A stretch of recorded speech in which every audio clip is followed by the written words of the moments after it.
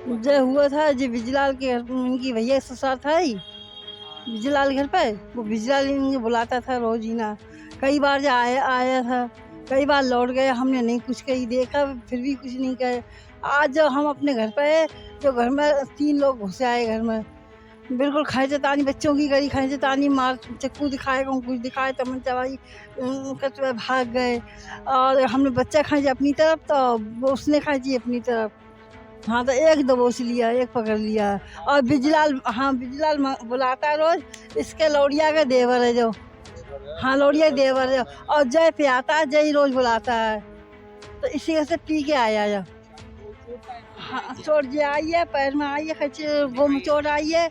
और जी, मेरा नाम संदीप कुमार है। 12 अप्रैल सन 2022 में एक घटना हुई थी जिसमें हमारी बहन की गला दबाकर हत्या कर दी गई। ठीक है, जिसमें हत्या करने के बाद क्या हुआ, वो मुकदमा आज भी भितरी चैनपुर में दर्ज है। वो मुकदमा चल रहा है, उसकी गवाही पे टाइम आए। ये लोग धमका रहे हैं, बार बार हमें धमकियां दे रहे हैं।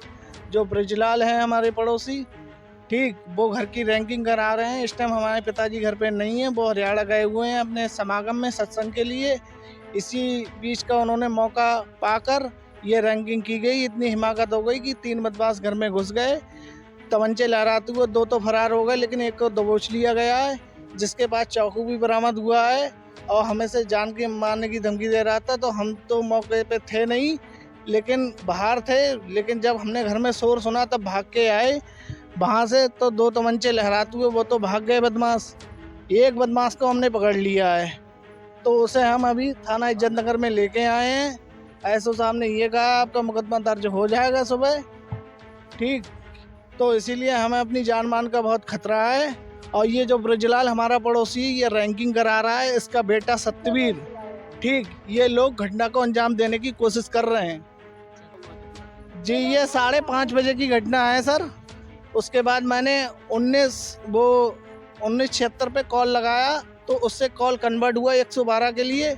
तो उन्होंने मुझसे ये कहा कि इतने टाइम बाद आप सूचित क्यों कर रहे हैं। मैं कांटेक्ट करता रहा 112 को, लेकिन मेरा कांटेक्ट नहीं हो पाया। फिर 1976 लगने के बाद उन्होंने कॉल ट्रांसफ़र की, तो पुलिस प्रोवाइड कराई। उसके बाद 2 बदमाश तमंचे लहराते हुए फरार हो गए। एक बदमाश को पकड़ लिया गया है, वो मौके पे चाकू भी बरामद हुआ है। और क्या कहते हैं, लव सिंह दरोगा जी मौके पे पहुँचे भी थे। जी, चलिए, तो अभी आप क्या चाहते हैं? अभी हम यही चाहते हैं कि हमारा मुकदमा अपहरण के मामले में दर्ज किया जाए। इससे हमें खतरा है। हमारे भांजी दिव्यांश पटेल और दिव्यांशी पटेल जो हमारे पास रहते हैं, हमारी कस्टडी में रहते हैं। अभी वो बच्चे पढ़ते हैं, छोटे हैं। एक दिव्यांश 4 वर्ष का है, दिव्यांशी 11 वर्ष की है। जिससे हमें घटना का डर है। वो लोग ये कह रहे हैं कि आप गवाही मत दो, केस छोड़ दो।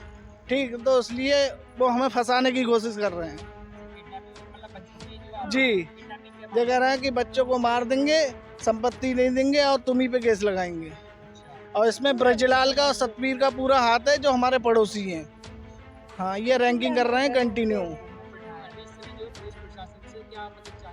मदद यही चाहते हैं कि हमें पुलिस कस्टडी दी जाए और मुकदमा हमारा दर्ज किया जाए, बदमाशों को अंदर किया जाए। जी।